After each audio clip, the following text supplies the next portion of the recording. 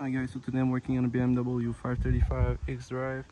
I had a problem with the squeaking noise and the suspension, so I checked the suspension. As you can see, the spring was broken, so I need to replace it. My clients only wants to replace the coil spring, but if you need, like, change the absorber too, first you need to remove the chuck assembly.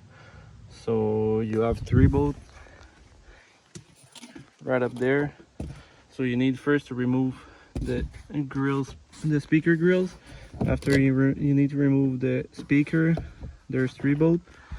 The bolt or T25 screw, and after you have 3 bolts under that hold the chuck here,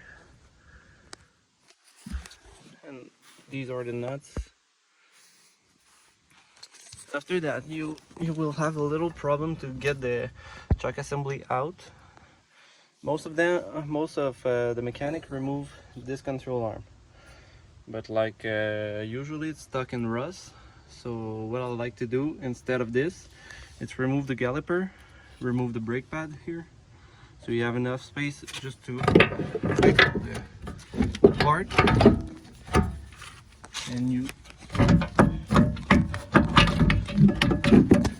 can get the chuck out without removing the control arm, so it's much easier.